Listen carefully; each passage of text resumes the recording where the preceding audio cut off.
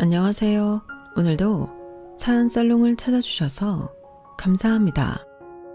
저는 30대 초반 파혼 경험이 있는 여성입니다. 예정대로였다면 작년 봄에 결혼을 했었을 텐데 결혼 문턱에서 예비 남편의 시커먼 속내를 알아차리고 유턴을 하게 된 하늘이 도운 여자였어요. 지금 생각해도 참 아찔하기만 한 기억인데 그 인간은 무려 4년이란 긴 시간 동안 저를 자기랑 같이 호구짓을 해줄 멍청한 여자로 알고 있었더라고요.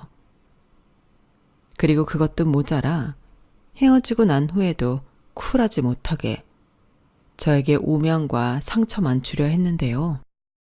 적어도 저는 아무리 더러운 이유로 남녀가 헤어졌어도 서로 사랑했던 기억이 있으니 마지막 명예만큼은 지켜주는 것이 예의라고 생각했어요.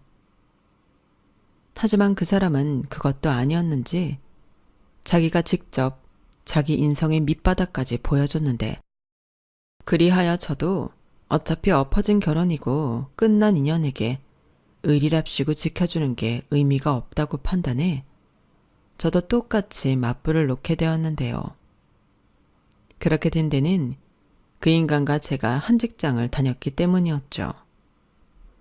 지금이야 그놈이 퇴사해서 어떻게 살든 전혀 관심이 없지만 그때는 저랑 그 인간이 회사에서 모르는 사람이 없는 유명한 사내 커플이었어요.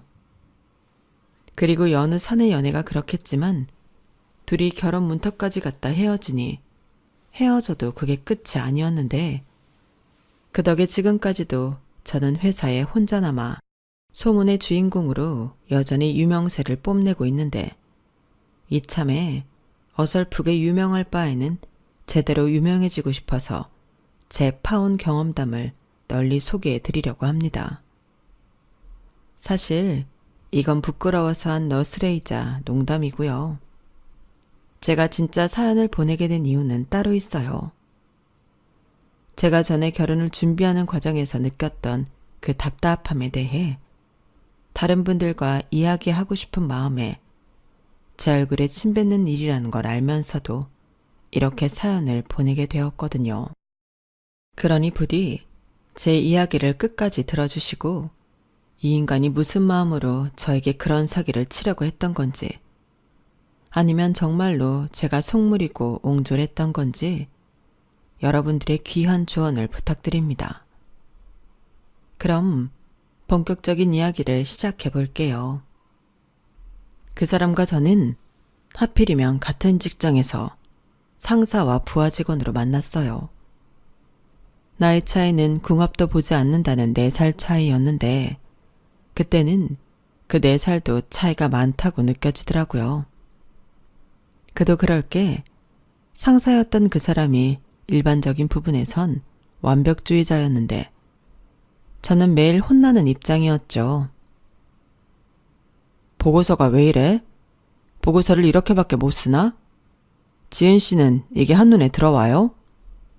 나는 읽으면서 이게 무슨 뜻인지 모르겠네. 어떻게 이런 보고서를 나한테 가지고 올 수 있죠? 나는 이거 가지고 위에 보고 못해요. 죄송합니다. 저는 한다고 한 건데 다시 할게요. 이렇듯 저에겐 회사를 가면 가장 마주하고 싶지 않은 상사가 그 사람이었는데요. 그래도 인정할 건 인정해야 한다고 그 사람이 일을 참 잘했어요. 그래서 많이 혼은 났지만 저도 그 와중에 많이 배우긴 했는데 늘 무서웠죠. 오죽하면 아침에 회사에 가기 싫어서 연차를 쓴 적도 있어요. 그 정도였기 때문에 제가 그 사람과 연애를 한다? 상상도 할 수 없는 일이었는데 사람의 인연은 알다가도 모르겠더군요. 늘 무섭고 완벽하게만 보이던 사람이었는데 오래 보니 그 사람도 사람이라 빈틈이 있긴 하더라고요. 그런데 그 모습이 고소하다는 생각도 들면서 또 인간적이라는 생각이 들었는데 그 사람이 자기 실수를 엄청 창피해 했어요. 그리고 나중에 저한테 잘 보이고 싶은 마음밖에 없었는데 자기가 실수해서 그게 너무 수치스러웠다고 얘기를 하는데 비호감이 호감으로 돌아서는 순간은 생각보다 빨랐죠. 게다가 한 해 두 해 같이 일을 하다 보니 일을 하면서 합도 잘 맞아갔는데 그때부터는 혼나는 일은 거의 없었어요. 오히려 서로 피드백을 주며 시너지가 났는데 그러다 조직 개편이 되면서 그 사람이 승진을 하면서 다른 부서로 이동을 하게 되었어요. 저희 회사가 대기업은 아니었지만 대기업 못지않게 규모가 있던 회사였는데 부서 이동을 한다고 하니 어쩐지 영영 헤어지는 기분이 들더라고요. 그리고 원래 사람이 든 자리는 몰라도 난 자리는 안다고 평상시 있던 곳에 그 사람이 없으니 기분이 이상했는데 보통은 그러다 말 일이지만 희한하게 그런 감정이 오래 갔어요. 그러다 그 사람이 저희 부서에 일이 있어 잠깐 오게 되었고 그게 어찌나 반갑든지 저도 모르게 방긋 웃었고 그 모습에 그 사람도 웃으며 지은 씨 잘 지내요? 맨날 보다가 못 보니까 나는 엄청 허전하던데 라고 말을 하는데 그때 심장이 쿵 하고 뛰는 것 같았어요. 어쩐지 얼굴도 좀 상기된 듯 열감이 느껴지기도 하고 그 후로 회사 어디서든 그 사람과 마주치면 좋겠다는 생각을 하며 주변을 기웃거리기도 했는데 그러다 회사 전체 회식을 하게 되었고 그 사람과 한 장소에 있게 되었어요. 물론 자리는 많이 떨어진 곳이었지만 저는 너무 좋았어요. 그리고 살짝 눈이 마주치는데 원래 저 사람이 저렇게나 잘 웃던 사람이었나? 그런 생각이 들면서 제 자신이 그 사람을 좋아하고 있음을 인정해야 했죠. 하지만 저도 자존심 있는 여자고 마음은 있지만 그 사람의 마음을 모르는데 선뜻 고백할 용기는 없었어요. 행여 거절당하면 같은 회사에서 너무 민망할 것 같고 그냥 병아리 냉가슴 앓듯 지내고 있었는데 그러던 중 그 사람이 먼저 퇴근하고 저녁을 같이 먹자고 연락을 줬어요. 그동안은 사적으로 연락을 주고받던 사이가 아니었기 때문에 그 연락 자체만으로도 저는 하늘을 날 것만 같았는데 그런 감정은 대학 시절 연애하면서도 느껴보지 못한 감정이었거든요. 그리고 그게 시작으로 저희는 연인이 되기로 했는데요. 감사하게도 그 사람 역시 저에게 호감을 갖고 있었다고 하더군요. 부서 이동으로 헤어지니 자기도 그걸 알게 되었고 회식 자리에서 멀리 떨어진 저를 보는데 자기 마음이 주체가 되지 않아 고백을 해야겠다고 결심을 했다 하더라고요. 그 말을 듣는데 어찌나 가슴이 떨리고 행복한지 세상에서 가장 좋은 걸 제가 가진 것 같은 기분이 들었는데 그렇게 저희는 8개월 정도는 비밀 연애를 하다 보기 좋게 들켜 3년 넘게 사내 연애를 하게 되었어요. 그리고 제가 29, 그 사람이 33이 되었을 때 이쯤 되면 결혼을 해야 하지 않을까 물 흐르듯 생각하게 되었고 또 주변에서 결혼을 많이 하니 저희도 자연스럽게 결혼에 관한 이야기를 많이 하게 되더라고요. 그래서 둘 다 내년 봄엔 우리도 결혼을 하면 어떨까 하는 이야기를 하게 되었고 달리 프로포즈를 받진 않았지만 결혼을 약속하게 되었어요. 4년 연애했으면 결혼할 때가 되었다고 생각했죠. 또 회사 사람들도 언제 시골릴 거야? 국수는 먹게 해주는 거지? 연애 너무 오래 하면 위험하다. 라며 저희 두 사람의 결혼을 부추겼는데 아무튼 그때는 저희가 결혼으로 넘어가는 게 순리이고 자연스러운 일이라고 생각했어요. 그래서 저희 둘이 결혼을 약속하고 제가 먼저 남자친구였던 그 사람 집에 인사를 갔는데요. 우아할 정도는 아니었지만 그래도 중산층의 여느 평범한 아파트더군요. 예비 시부모님 인상도 나쁘지 않았는데 질문이 많긴 했어요. 곧 며느리가 된다고 생각하니 궁금한 것이 많아 그러실 수 있는데 저는 회사 면접을 보듯 제 사적인 호구조사를 받았죠. 그리고 달리 반대할 거리가 없다고 판단하셨는지 그 후에는 화기애애한 분위기 속에 식사도 맛있게 하고 돌아왔는데요. 자기 부모님에게 허락을 받은 뒤라 그런지 그 사람은 내일 당장이라도 결혼을 할 사람처럼 엄청 좋아했어요. 그리고 자기도 하루빨리 저희 집에 인사를 가고 싶다고 호들갑을 떨었는데 평소에는 그런 모습을 잘 못 봤던 터라 그런 모습도 설레고 좋았어요. 사실 저도 그러고 싶었거든요. 그래서 저도 다음날 저희 부모님에게 연락해 남자친구를 데리고 집에 가겠다고 결혼에 대한 이야기를 했어요. 그러니 저희 엄마가 기다리던 소식이었다며 제 말을 기쁘게 반기셨는데 같은 회사 다니는 상사라고 하니 더 좋아하시더라고요.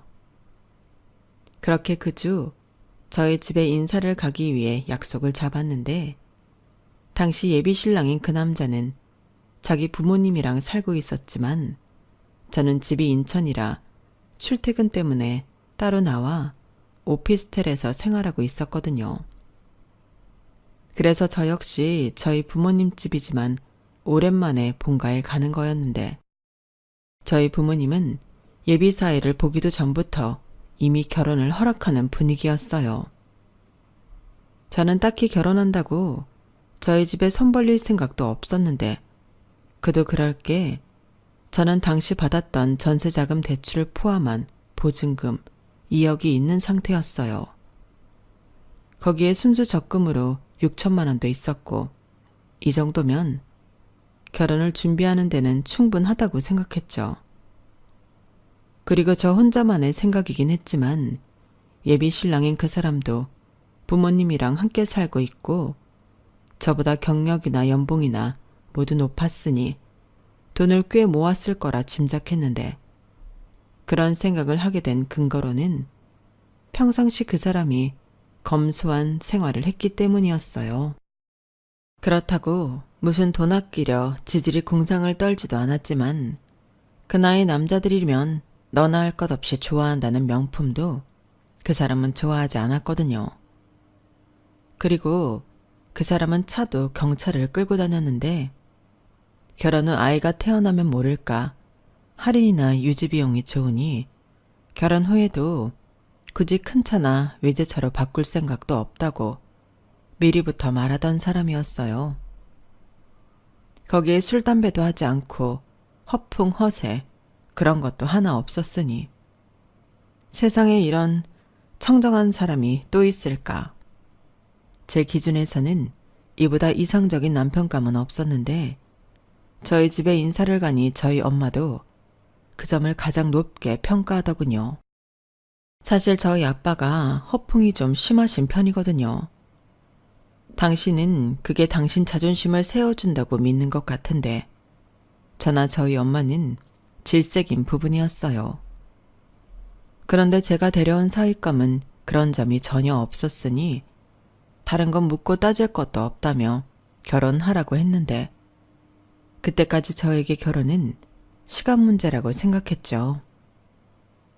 하지만 정작 결혼을 준비하려는 그 첫발부터 뭔가 이상하기 시작했는데 제 추측이었긴 했지만 그 사람도 저 못지않게 돈을 모았을 거라는 생각부터 제 예상과는 달랐어요. 정말이지 달라도 너무 달랐는데 지금 생각해도 어이가 없을 정도죠. 그 사람이 알려준 자기 이름의 재산은 2천만 원이 채 되지 않았는데 이건 제가 직접 그 사람의 핸드폰 속 은행 앱에서 확인한 것으로 의심할 여지가 없는 금액이었어요. 사람이 너무 실망하면 표정 관리가 안 된다고 저는 몇 번이고 그 숫자를 세어봤는데 이런 말 그렇지만 너무 실망스러웠어요. 그래서 이런저런 것들을 묻지 않을 수 없었죠. 자기 설마 무슨 주식이나 비트코인 같은 거 했어? 아니, 내가 그런 거 할 사람으로 보여? 나를 뭘로 보고. 아니, 그럼 통장 잔고가 왜 이래? 도저히 이해가 가지 않잖아. 자기가 평상시에 과소비하는 것도 없고 유흥비로 쓰는 것도 없는데 이것밖에 모은 돈이 없다고? 그런데 나랑 결혼하자는 소리는 왜 했어? 뭐? 지은아, 그게 무슨 뜻이야? 아, 내가 생각보다 모은 돈이 없어서 실망한 거야? 그게 솔직히 좀 그렇지. 결혼을 하려면 일단 돈이 있어야 하는데 자기 경력이랑 연봉에 비해 이 액수는 납득이 되지 않잖아. 저는 짧은 생각으로 저 남자가 제정신이 아닌 이상 이 금액으로 나에게 결혼을 하자고 했을까? 그 사람의 말에는 귀가 기울여지지 않았어요. 그리고 그 순간에는 제가 속물로 보여도 어쩔 수 없다고 생각했는데요.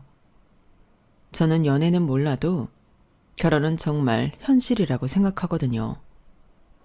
제가 무슨 재벌집에 시집을 가서 팔자를 고쳐보겠다는 것도 아니고 우리 결혼해야 하니 집안 기둥을 뽑자는 것도 아닌데 나이도 먹을 만큼 먹고 회사도 다닐 만큼 다닌 사람이 돈을 이것밖에 못 모았다는 것이 이해할 수 없었죠. 그러니 분명 명백한 이유가 있을 거라고 생각했는데 이윽고 그 사람이 네가 생각하는 그런 게 아니라는 듯 다소 실망한 얼굴로 자기 말을 들어달라고 하더라고요. 그리고 그 사람의 이야기를 듣게 된 저는 너무 창피해서 쥐구멍이라도 있으면 숨고 싶어졌는데요. 지은아, 내 말 좀 들어줘. 이게 어떻게 된 거냐면 앞으로 미래를 생각했을 때 집이 제일 중요하잖아. 서울에 있는 집이 한두 푼 하는 것도 아니고 앞으로 계속 오른다는데 그래서 집부터 해놓느냐고 돈을 얼마 못 모았어. 어? 그럼 자기 앞으로 집이 있는 거야? 그런데 왜 나한테 여직 말을 안 했어? 어디 있는 집인데? 아파트? 빌라? 그럼 그 집은 공실은 아닐 거니까 세를 준 거야? 그럼 그 돈은? 지은아, 진정해. 뭐가 그렇게 급해? 궁금한 거 다 얘기해 줄 테니까 조급해하지 마. 그 집이라는 게 내가 지금 우리 부모님이랑 살고 있는 그 집이야. 전에 우리 집 와서 봤잖아. 그러니 당연히 세를 받을 것도 없지. 보증금도 따로 없고. 그래도 집이 있다는 게 어디야. 그리고 지금까지 말을 안 했던 건 글쎄 딱히 이야기를 해야 하나 싶었어. 뭐 자기 앞에서 나는 집 있다고 자랑하는 것도 이상하잖아. 아, 그렇구나. 저는 그 사람의 말에 순간 내가 너무 속물같이 행동했나? 괜시리 뜨끔했어요. 그리고 그 사람의 말을 들었을 때 그 말도 일리가 있다고 생각했는데 일단 집이 한두 푼이 아닌 건 사실이었으니 그때부터는 머릿속에 퍼즐이 맞춰졌죠. 다만 저는 당연히 제가 인사 갔던 집이 부모님 집이라고 생각했다는 것이 오류였는데 그 집이 실상은 그 사람 집이었다니 우선 그것부터가 좀 놀라웠어요. 그리고 그런 평소에 집을 사려면 당연히 대출을 받았을 테니 그럼 그 대출금 내느라 돈을 얼마 못 모았구나 바로 이해할 수 있었는데요. 하지만 고민은 거기서 끝나지 않았어요. 남자친구가 집이 있다는 건 너무 다행이고 또 한편으로는 고마웠는데 부모님이 같이 살고 있으니 그럼 결혼 후에는 어떻게 되는 건지 바로 또 머릿속에 물음표가 생기더라고요. 그런데요. 이미 그 사람 앞에서 속물인 양 동이야기에 정색하며 예민한 모습을 보여줬잖아요.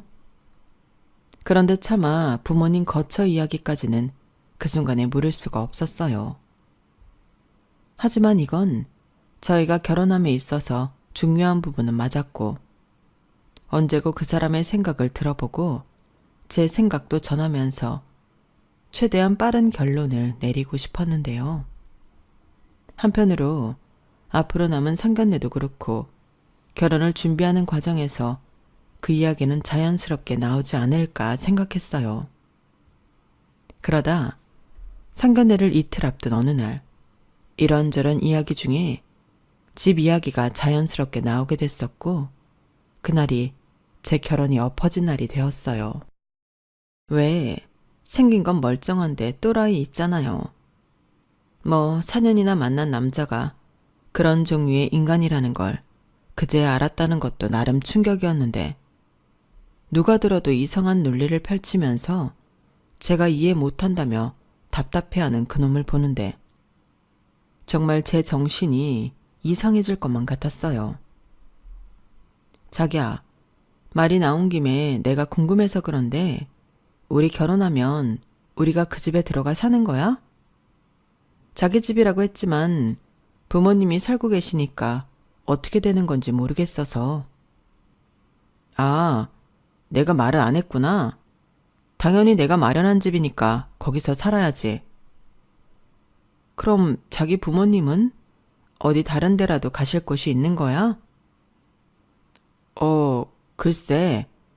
나는 솔직히 집이 넓으니까 같이 살아도 되는데 그건 자기가 불편할 수도 있고, 그럼 하는 수 없이 거처를 마련해 드려야겠지? 지금 우리 부모님이 달리 고정 수입이 없으시거든. 뭐? 저는 거기서 살짝 멘붕이 오기 시작했어요. 그럼 고정 수입이 없으면 생활비도 들어야 한다는 건가? 제 머릿속은 혼돈의 도가니가 되었는데, 참고로 그 사람에겐 결혼한 누나가 있긴 했지만 누나가 시집간 후 무슨 이유인지는 모르겠으나 집과는 연을 끊고 살고 있다고 알고 있었어요. 그럼 지금까지 생활비는 묻지 않아도 아들인 이 사람이 내고 살았을 것이 예상되었는데, 그렇다는 소리는 결혼 후에도 일정 부분은 계속 생활비를 들어야 한다는 소리로밖에는 해석이 되지 않더군요. 하지만 어쩌겠어요. 결혼하면 시부모님이고 저랑 그 사람이 둘 다 벌고 있으니 그런 상황이면 드리던 생활비 정도는 드릴 수밖에 없다고도 생각했는데, 이 남자가 다음에 했던 말이 정말 어이가 없는 소리였어요. 글쎄, 부모님이 머물 집을 제가 전세도 아니고 사드려야 한다고 했거든요. 자기야, 그게 무슨 소리야? 내가 시부모님 집을 사드려야 한다고? 당연하지. 같이 사는 거 싫은 사람은 내가 아니라 자기잖아. 그리고 자기가 내 집에 들어와 사는 건데 자기 돈으로 우리 부모님 지낼 집을 사드려야지. 아니, 뭐가 이렇게 일방적이야? 나는 자기가 집을 갖고 있는 것도 몰랐고 부모님이랑 같이 살면서 생활비까지 부담하고 있던 것도 몰랐는데. 에이, 그럼 자식이 부모한테 그 정도도 못하고 살아? 그리고 내가 할 얘기가 남았는데 지금 살고 있는 집 명의가 아직 우리 아버지 명의거든. 내가 그 집을 사는 조건으로 다달이 250만 원씩 드리고 있어. 그 돈도 매달 드려야 한다고. 여러분은 이 남자가 하는 말이 무슨 뜻인지 이해가 되시나요? 저는 학교 다닐 때 머리 나쁘다는 말을 들은 적이 없는데 그때는 저 말이 도대체 무슨 말인지 이해가 되지 않았어요. 그래서 저 말을 이해하기까지 시간이 꽤 걸렸는데 이 얘기를 전적으로 종합해 봤을 때 팩트는 이러했죠. 그놈이 해놨다는 집은 사실 부모님 명의의 명백한 부모님 집이었고 자기가 그 집을 산다는 조건으로 매달 250만 원씩 드리고 있었다는 건데요. 거기에 생활비 플러스 모두 다해 350만 원씩 집에다 돈을 들이고 있었던 거예요. 그러니 과소비를 안 한 게 아니라 돈이 없어서 못한 것이었는데 그나마 마이너스가 아닌 돈 1,000만 원은 모았으니 어떤 의미로서는 대견한 사람이었죠. 하지만 문제는 앞으로도 계속 쭉 검소하게 살아야 한다는 거였는데 그렇게 지내기를 5년 정도 했다고 들었어요. 그럼 도대체 언제까지 계속 그렇게 큰 돈을 들이며 그 집을 받기까지 기다려야 한다는 건지 저는 이해할 수 없었는데 그래놓고 저더러 자기 부모님이랑 살지 않을 거면 집을 사줘야 한다고 말을 하니 저놈의 뇌구조가 어떻게 생겨먹은 건지 궁금하지 않을 수가 없었어요. 그런데 문제는 이게 끝이 아니라는 거였어요. 그놈이 덧붙인다고 한 말이 있는데요. 그 말이 정말 히트였거든요.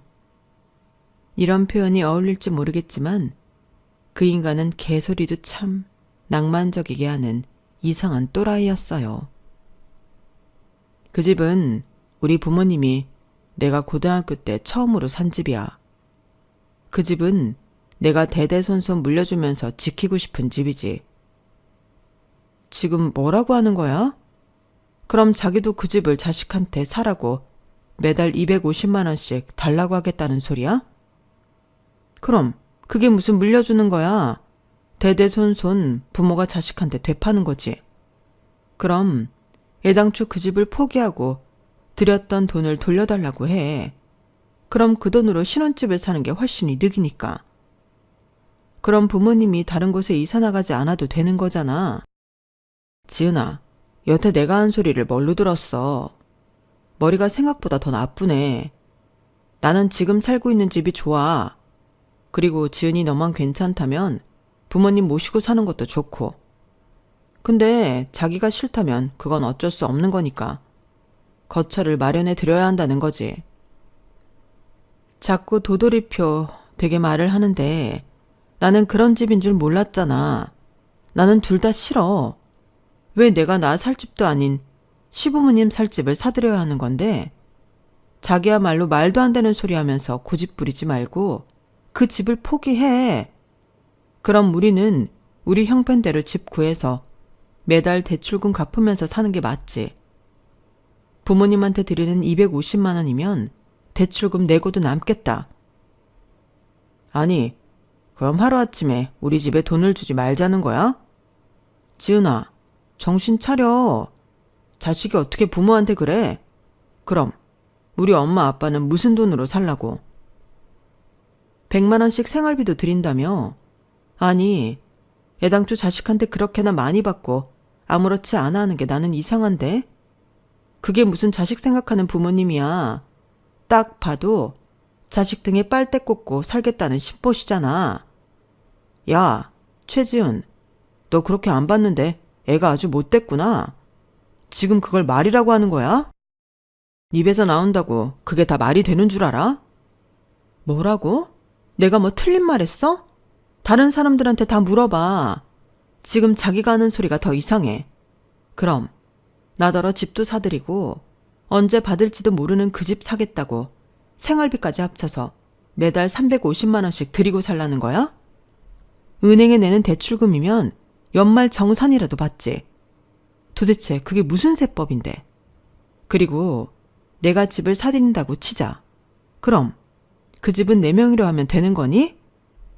아니지. 그건 사드린 집인데 당연히 우리 부모님 앞으로 해드려야지. 너 그 정도로 효심이 없는 인간이었니? 효심 같은 소리 하네. 효심이 있으면 내가 내 부모한테 집을 사주지 자기 부모한테 집을 사주겠니? 이건 뭐 결혼을 빙자한 날강도였네. 됐어. 나는 이런 이상하고 괴상한 결혼 죽어도 못해. 아니, 애당초 자기 명의 집도 아니면서 무슨 마음으로 자기 집이라고 한 거야? 저는 그 남자의 말에 온몸이 부들부들 떨릴 정도로 화가 났어요. 아무리 마음을 넓게 쓰려고 해도 이런 결혼은 말도 안 되는 소리였죠. 그래서 고민할 것도 없이 그동안 나눴던 결혼 이야기는 없던 일로 하자고 제가 먼저 말했는데요. 그때부터는 당당하기만 하던 그놈이 쩔쩔매며 어쩔 줄을 몰라 하더군요. 지가 세게 나오면 제가 자기가 하자는 대로 할 줄 알았나 봐요. 그런데 제가 결혼 자체를 안 한다고 단호하게 말하니 그제야 조곤조곤 설명을 하려고 했는데 몇 번을 들어도 똑같은 개소리였어요. 그럼 우리 부모님은 정말로 갈 곳이 없잖아. 그러니 내 생각에는 그 방법밖에는 없다고 생각했지. 아니, 왜 방법이 그것밖에 없어? 그리고 내가 궁금한 게 또 있는데 자기한테 매달 받는 그 돈은 하나도 남아있지 않다는 거야? 그게 뭐 얼마나 된다고. 사실 그 집이 매매했을 때보다는 훨씬 많이 올라서 7억 원 줘야 해. 그런데 부모 자식 간이니 그냥 6억에 주신다고 매달 250만 원씩 드리고 있는 건데 앞으로 15년만 더 드리면 이자도 없이 그냥 우리 집 되는 거라니까. 아니면 15년 정도는 우리가 부모님 모시고 사는 방법도 있지. 나 참 기가 막혀서. 그럼 그때 가서 집값이 더 오르면 그거는 가만 안 하는 거고? 그리고 지금도 갈 곳이 없는 부모님이 15년 뒤엔 갈 곳이 생겨? 말이 되는 소리를 해자우간. 나는 더 이상 이 결혼에 대해서는 얘기하고 싶지 않아. 머리에 안 나쁘니까 이게 무슨 말인지 이해는 하지? 저는 그렇게 쐐기를 박듯 그놈한테 파혼 선언을 하고 일어났어요. 뭐 파혼과 동시에 연인 사이도 그날부로 쫑이 난 건데 기분이 뭐랄까 너무 안 좋더라고요. 그리고 말이 250만 원이지 정말 큰 돈인데 그 돈을 뭐 따로 모아서 관리해 주시는 것도 아니라면 그 돈을 전부 다 받는 그 부모라는 사람들도 제 기준에서는 이상한 사람들이었는데요. 어쩌면 그 남자처럼 그 부모도 제가 그 집을 살 생각에 시댁에 들어와 자기들을 모실 거라고 생각했는지도 모를 일이었죠. 사실 처음 인사 갔을 때 예비 시어머니라는 분이 은근 자기는 아들 장가 보내면 허전할 것 같다고 얘기하셨거든요. 그때는 그냥 아들을 너무 사랑하시는 마음에 하시는 소리인 줄 알았는데 실상은 그게 아니었다고 생각하면 그 자체만으로도 너무 소름이었는데 그땐 제가 결혼이 아닌 지옥 문턱에서 기적처럼 유턴을 한 기분이 들었어요. 그런데 저랑 그렇게 헤어진 그 남자는 처음엔 이렇게 끝내는 법이 어딨냐며 눈물까지 흘리면서 저에게 매달렸고 그럼에도 불구하고 제가 꼼짝도 하지 않자 나중엔 자기랑 자기 부모를 모욕했다며 저를 모욕죄로 고소하겠다고 이중성을 보였는데 정말 사이코도 저런 사이코가 없구나. 너무 무서웠어요. 저는 또 혼자 살고 있었으니까요. 그래서 한동안은 출퇴근이 힘들어도 인천 집에서 지냈는데 그래도 표면적으로는 그놈에게 너 하고 싶은 대로 하라고 강단 있는 모습을 보이려 노력했죠. 오히려 말도 안 되는 생각으로 저까지 끌어들여 제 돈 뺏고 고생시키려고 했던 건 너희들 아니냐며 저도 겁날 것이 없다고 당당하게 말했는데 최후의 카드라고 생각했는지 저한테 이런 소리를 또 했어요. 너는 생각이 짧아도 너무 짧아. 우리 부모님이랑 같이 살기 싫으면 네가 가지고 있는 돈에서 집을 사들이면 되고 어차피 우리 부모님 돌아가시면 그 집은 다시 우리 재산이 될 건데 뭐가 문제야? 명의만 돌아올 뿐 결국엔 다시 우리 거가 되는 거야. 우리 거? 아니 내 돈으로 산 집이 어쩌다 우리 거가 되는 거야? 말꼬리 잡지 말고 그러다 그 집도 값이 올라봐. 결국엔 부동산 투자하는 거랑 다르지 않다니까. 손해볼 게 하나도 없어. 왜 없어? 나는 너라는 사람이랑 결혼하는 그 자체부터가 손해야. 어쩌면 이런 말도 안 되는 소리를 그렇게 정성스럽게 해? 정말로 그게 말이 된다고 생각해?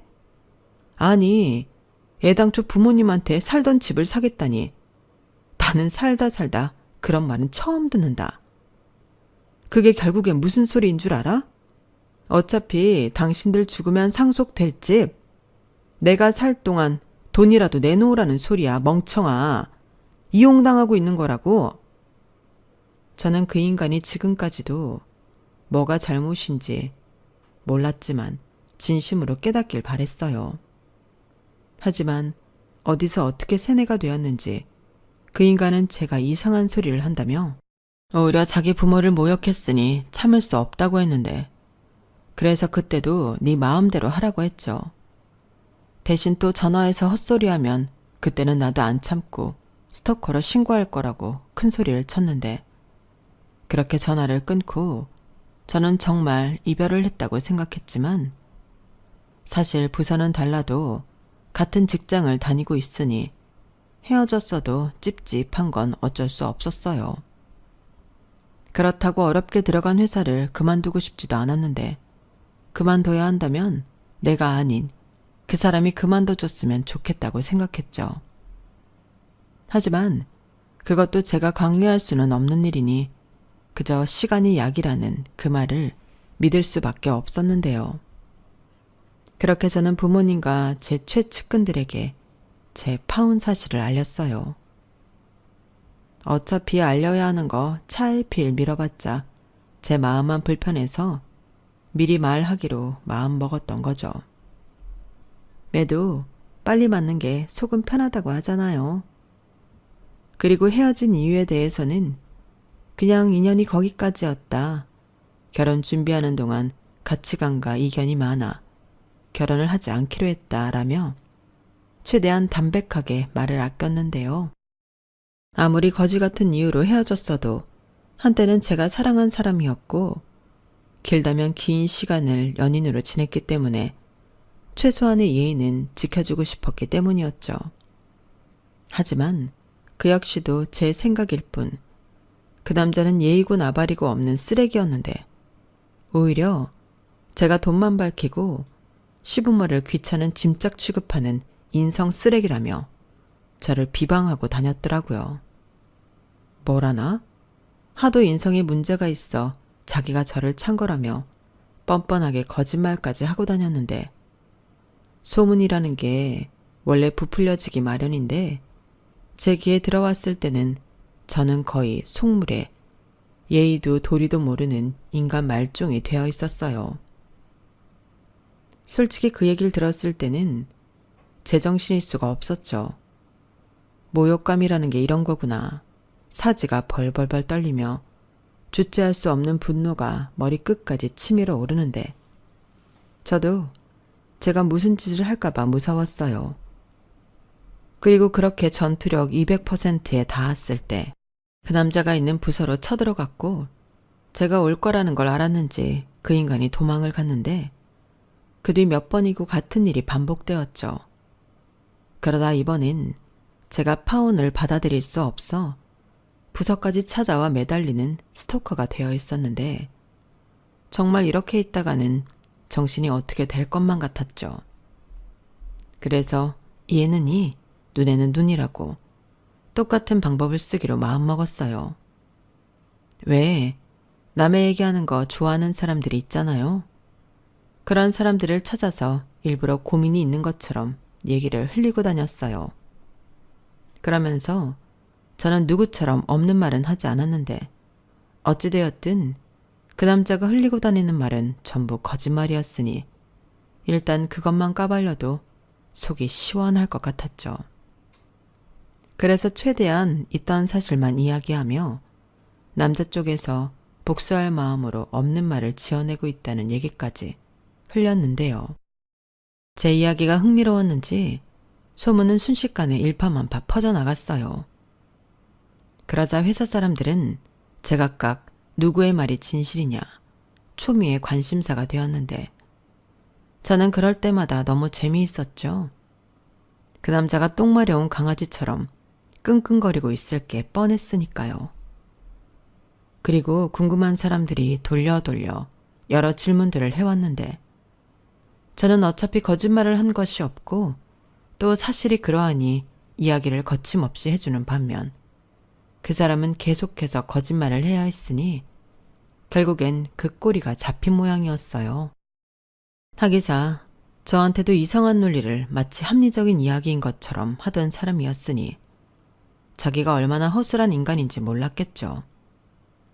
거기에 끝내기 홈런으로 저는 그 인간을 명예훼손과 모욕죄로 고소했는데요. 상황이 여기까지 가니 그 인간이 저를 찾아와 고소를 취하해달라고 부탁했어요. 파혼한 게 너무 억울하고 분해서 그랬다며 저에게 원하면 합의금이라도 주겠다고 했는데 제가 정말 돈이나 밝히는 속물이었다면 진짜 돈을 받았겠죠. 하지만 저는 그런 더러운 돈은 받고 싶지도 않았고 이로써 저는 실추되었던 제 명예를 되찾아오는 데 성공했어요. 그리고 그 시점부터는 회사 사람들 누구든 누가 거짓말을 하는지 알게 되었는데, 그렇다 보니 그 인간과 친하게 지냈던 사람들도 등을 돌렸다 하더라고요. 그러니 점점 그 인간은 왕따에 고립될 수밖에 없었고, 그때부터는 걸핏하면 휴가를 쓰고 또 병가를 내면서 회사를 안 나왔는데, 이유야 뻔했죠. 이직하려고 면접을 보러 다녔다고 하더라고요. 하지만 그마저도 쉽지는 않았는지 그 인간이 회사를 그만뒀다는 소리는 들리지 않았는데요. 하기사 매달 350만 원씩 자기 부모한테 갖다 바쳐야 하니 쪽팔려도 회사를 그만둘 수는 없겠죠. 그리고 그 쪽팔림을 감수하며 계속 회사를 다니긴 멘탈이 힘들었는지 2달 전에 회사를 그만뒀는데요. 어디 좋은 회사에 취직이라도 했나 싶어 슬쩍 물어보니 어디 스타트업 회사에 들어갔다나 봐요. 아시는 분은 아실 텐데 그런 회사에 들어가면 정말 바쁘고 돈은 돈대로 짜거든요. 저 같으면 그냥 귀 닫고 입 닫고 다니던 회사에 찌그러져서 다닐 텐데, 다행히 그 인간은 저 같은 인간이 아니라서 얼마나 다행인지 모릅니다. 아무쪼록 그 인간이 자기 부모님한테 빨대 꽂힌 줄도 모르고 열심히 등신처럼 살길 바라는 마음이에요. 아울러 그 인간이 장가가는 일은 없었으면 좋겠는데요. 질투가 아니라 걱정이에요. 괜히 남의 집 귀한 딸 데려가서 생고생시키면 안 되잖아요. 저도 그 인간의 허우대 멀쩡함만 보고 혹했다가 크게 대인 것처럼 다른 미혼 여성들도 배우자를 고를 때는 꼭 신중하셨으면 좋겠어요. 물론 아니다 싶으면 이혼이라는 방법도 있지만 이왕이면 이혼하지 않고 행복한 결혼을 하는 게 가장 이상적이잖아요. 저는 또 언제 어떻게 진짜 인연을 만나 결혼까지 하게 될 줄은 모르지만 이렇게 된 거 크게 액땜했다 생각하고 다시 열심히 살아보려고요. 그러면 또 언젠가는 진짜 제 짝꿍을 만나는 날이 오지 않겠어요? 그리고 진짜 제 짝꿍을 만난다면 그 사람한테 이 이야기는 꼭 해주고 싶어요. 당신을 만나기 전에 아주 크고 질긴 더러운 것을 만난 적이 있었다고요. 그러면서 우리는 그런 인간들과 다르게 현명하고 지혜롭게 진짜 효도하며 행복하게 살자고 얘기하고 싶은데요. 그러기 위해서라도 저부터 지혜롭고 현명한 사람이 되도록 노력하며 살려고요. 적어도 지금보다는 더 나은 사람이 되어야 더 좋은 사람을 만날 수 있을 것 같거든요. 그럼 부디 그런 날이 빨리 오길 바라며 제 이야기는 여기서 마무리하겠습니다. 제 파혼 이야기 여러분들은 어떻게 생각하세요? 부디 사이다 같은 이야기였길 바라며 저는 이만 물러가겠습니다. 지금까지 제 사연 들어주셔서 대단히 감사드려요. 늘 건강 잘 챙기시고 좋은 일만 가득하시길 바라겠습니다. 그나저나 좋은 인연 만나는 게 참 어렵네요. 그럼 안녕히 계세요. 여러분, 사연 댓글에 응원과 현명한 조언 부탁드려요. 좋아요와 구독은 저에게 큰 힘이 됩니다. 오늘도 좋은 일 가득하세요.